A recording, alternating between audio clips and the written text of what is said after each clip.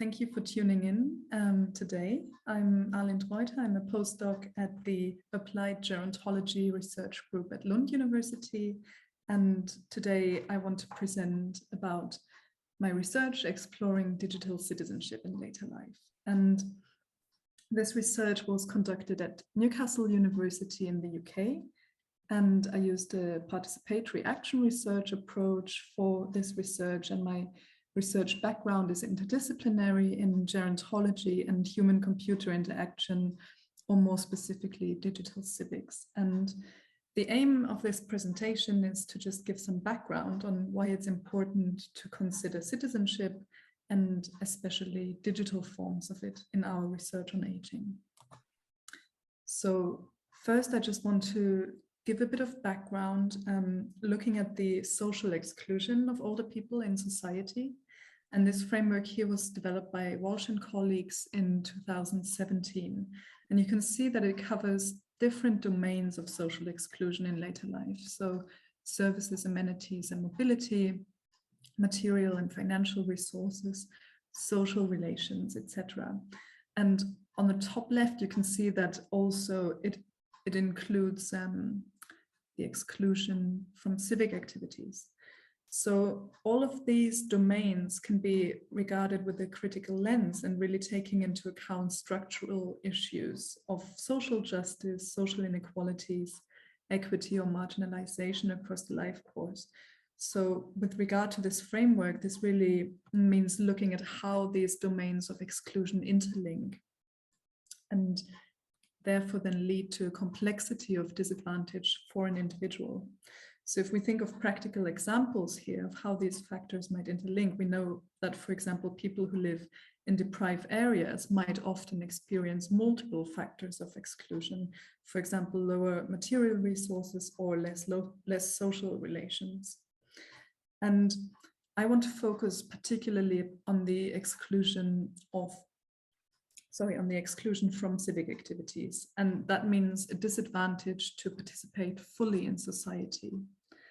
And this domain of exclusion from civic participation is the least well-researched area of later life exclusion. So what do we know about civic exclusion of older people?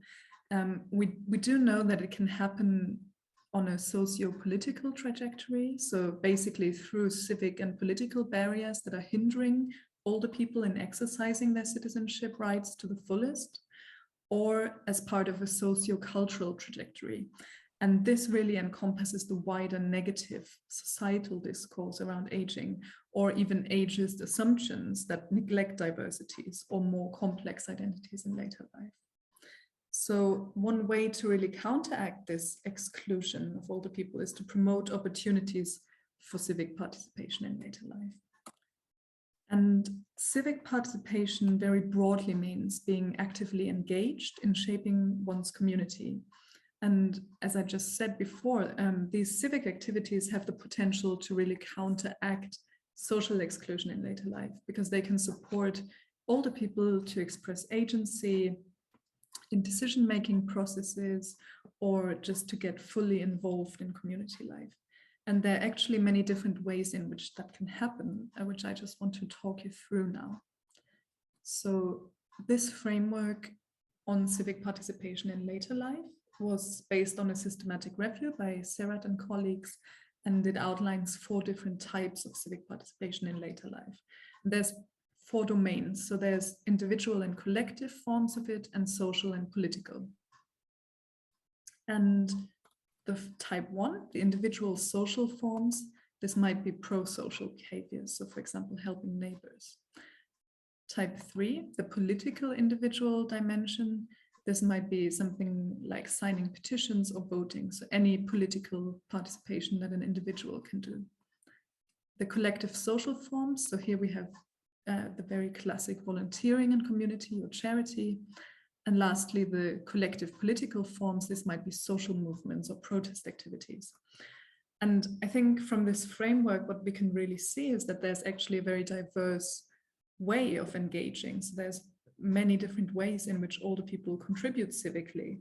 But actually, the more general understanding is often focused or very biased towards volunteering. So to use the term civic participation interchangeably with volunteering is actually little bit problematic, because it might lead to the marginalization of older people who engage in different ways.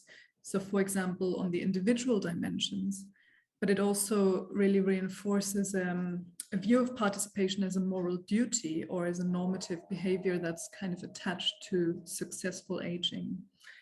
And again, as I just showed you in the social exclusion framework with these interconnected dimensions, here it also means that if individuals have a life course or even generational trajectory of experiencing social injustices, that might also result in fewer opportunities for civic participation than in later life.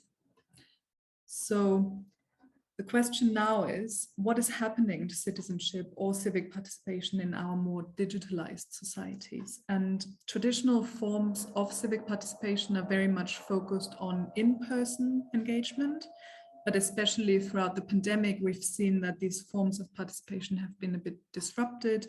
So what does it actually mean for older people to be civically active in digital spaces now? And my research considers digital forms of civic participation or digital citizenship as an area of research in gerontology that I think we really need to expand on in light of the ongoing digitalization of societies. And according to Mossberger, a digital citizen is somebody who participates digitally in society on a regular basis. So we can see here that the focus of digital citizenship really lies on participating and doing that regularly. And I think we should also start applying that to older people. But yeah, so far the discourse is very one-sided. So many public policies focus on digital inclusion. And I think I really want us to rethink that. And sorry, Hannah, can you hear the drilling? It's fine, don't worry. Okay, sorry. Okay, I'll start again with this slide. So far the discourse is really one-sided, and many public policies also focus on digital inclusion. But I really want us to think about these digital inclusion strategies and how they're currently implemented. So these digital inclusion classes tend to be focused on teaching older people how to get online and access government services. And I know they also tend to be quite heavy on things like staying safe online. And I do believe these things are important and have their merit, but I think also in 2022, we should maybe stop assuming older adults as passive recipients of services online only, but also consider and support their active contributions. So that's just something to think of here. And that's also what I'm interested in, really, the concept of digital citizenship and recognizing older people as active contributors to civic society.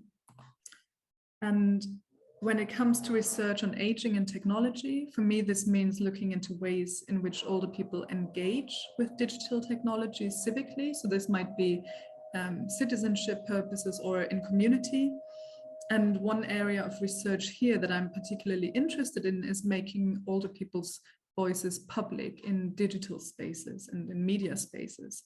So I think working with media is one way of supporting digital participation in later life, but it's also kind of strengthening that wider recognition of older people as digital citizens. And it can also counteract that sociocultural trajectory of exclusion, where ageism is a predominant factor in public debates. And quite often the media really view older people as stereotypical and quite a homogeneous group. And a lot of the content is actually produced by younger people for older people. So it doesn't really recognize diversity sometimes. And part of my research also looks at how older people themselves can become active contributors through content creation. And a lot of people actually do create digital content, for example, blogs or posts on social media, these sort of things. And quite often these also have a really big civic impact. So for example, when the blog post talks about political issues or addressing community topics, but content creation as an activity is actually not recognized as a civic activity or as a form of digital citizenship. And the other way around, the older people who do produce content also often don't view it as a civic activity either. So there's quite a heavy bias here on social benefits compared to civic ones. And my research on digital citizenship in later life initially set out to explore how older people themselves create content, and doing that as part of the age-friendly city. So this included looking at ways in which older people inform other older people through content creation, and as part of the age-friendly cities and communities agenda. And just for background, the WHO definition on age-friendliness currently doesn't include a digital aspect at all, even though that was suggested by colleagues to incorporate that in the definition. And yeah, so for this research, I also used a participatory action research approach, working with older content creators across the UK. And participatory action research is really collaborative and democratic. And it also is always community-based and action-oriented. So it really recognizes the expertise that lies in communities. And based on this interest in digital content creation as a form of civic participation, I started collaborating with an older people's organization in Newcastle who advocate for older people in various different ways through the creation of content. So they create a newsletter, social media, and even a radio show that's all created by older people. And in a workshop that we held together, we created this media landscape from the organization. And I'm sharing this now because I find it absolutely astonishing to see the amount of information and content that is created by older people themselves to support other older adults in the city, and also to advocate for age friendliness in their city. So here I think we can really see the spirit of the age-friendly city agenda, which is very grassroots oriented in definition. And I think we also now need to think about how that includes age-friendly communications and those structures within age-friendly cities. And also think, how can these structures be driven by older people themselves? One form of content creation that I'm particularly interested in is radio broadcasting as a form of citizenship. And over the last few years, I also collaborated with a lot of older radio show hosts across the UK and now also in Ireland. And in October 2019, I hosted a radio festival for older people. So that was a 2-day event, and we welcomed older radio show hosts, age-friendly radio station managers, academics, third sector representatives, and government local authority representatives. And we really discussed all the opportunities that lie within broadcasting to support older people in being civically active. And this day overall was a lot of fun, which I also think is important in research. And we had some really hands-on activities, so different workshops around creating radio broadcasts. There was even a live broadcast. And yeah, we used this portable radio studio that you can see on the photo here. And we also had many opportunities to just connect and really discuss the importance of supporting older adults in radio broadcasting. And one of the really important parts of participatory action research is to ensure sustainability of the change that's been made. And in terms of my research with older content creators, this resulted in a more long-term project that is driven by older people themselves. And I think that's really important to mention. One, for civic purposes, because it's really showing older people as a driving force in these initiatives in society, but then also from a participatory view, continuing the research project even after the end of the research time. And yeah, at the radio festival, there was an intergenerational steering group that got together that really wanted to further the idea of promoting audio and radio content that was created by older adults. And this group of people then set out to establish the Later Life Audio and Radio Co-operative, which is now a fully incorporated co-op in the UK. And this cooperative promotes the visibility of content created by older people in audio and radio broadcasting. And they also promote a positive and diverse view of age and aging in public debate. And they also try to engage older people in front and behind the mic. And this co-op mainly focuses on talk-based content, so that's also in the hope that it might help move beyond the stereotyping, for example, nostalgia music programs. And they have done a really brilliant job in creating a mixed cloud where you can access talk-based audio and radio content that was created by older people, and it really covers a broad variety of issues. And last year, we secured a grant to further our mission with the co-op and to engage even more older people in broadcasting and in the creation of new audio content.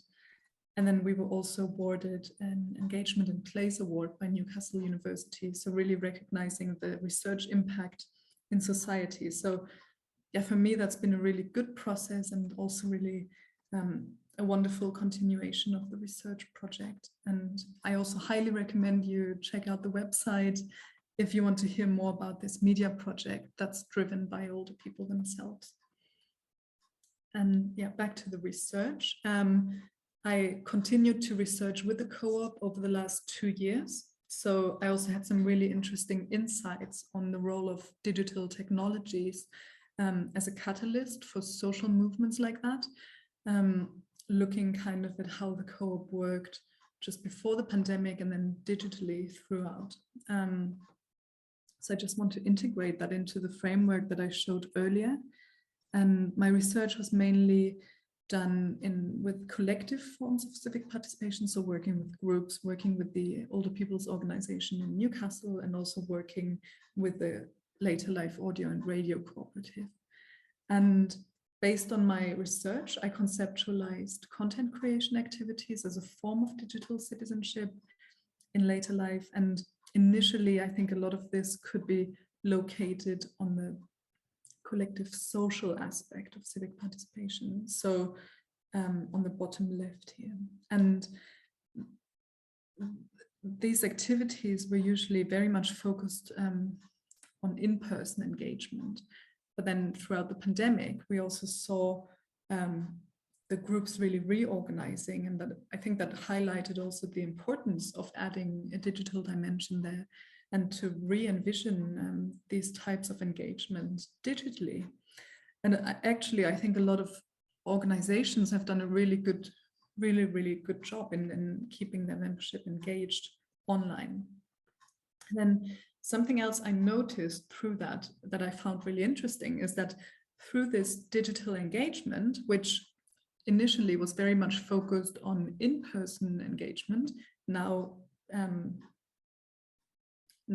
added a political dimension. So something that was a social activity now transferred a little bit into political spheres. So this might be maybe because suddenly through the digital aspect, there was an opening for a wider audience or for people to have their voices heard more widely. But also, for example, with the co-op, it started off as a very social activity, volunteering to promote broadcasting in later life, which then through this opportunity of, putting content online and these sort of digital engagements through Zoom, for example, or webinars, then entered this political dimension where it became a form of advocacy. And I think that this is something that I really want to explore further. So we really don't know much about political participation in later life in general and how digital technologies play a role in that. And so I'm aiming to explore in particular activism in later life as well, and how real life engagement might transfer into political online spheres. So yeah, just some final words about what do we know about digital citizenship in later life based on this research. First, I conceptualized content creation as a civic activity and also as a citizenship activity, but this is just one aspect of it. And I think that we really need to look more into how digital citizenship manifests in later life. And content creation initially was classified as a very social activity. So you created content in order to be connected. But now I also added a civic dimension here and really looking at civic purposes for which content was created. And I think that this is especially relevant, for example, in age-friendly cities. And then this work, I think, also helps to shape our understanding a lot about older people as active contributors in media spaces, and hopefully then in the long run also counteract ageist stereotypes. So really highlighting here the importance of a digital dimension in the civic participation framework as well. So yes, I'm always happy to have a conversation, and I put my contact details on the slide here. So I'm happy for you to get in touch if you want to, and thank you for listening.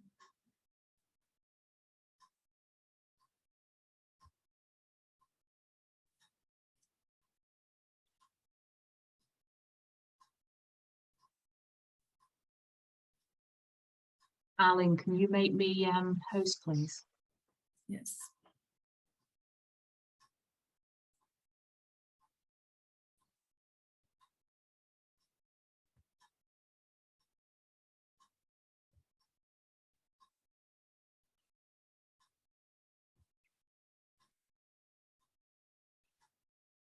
Okay. That's great, thank you. What a fascinating presentation. And I mean, obviously it's only, we're only having a short seminar today, but what you presented, you know, as you say, intersects across the age-friendly cities and communities, and you're now looking potentially at the political activism in later life and how digital tools, practices work with that. Is that something that came out of your PhD? Yeah, so I think my PhD, one of the main contributions was to extend the civic participation framework by this digital dimension, and to really highlight the importance of doing that, especially then after the pandemic. Now it's something we should really be thinking about. Yeah, and yeah. I've got 2 or 3 questions for you. And my first question,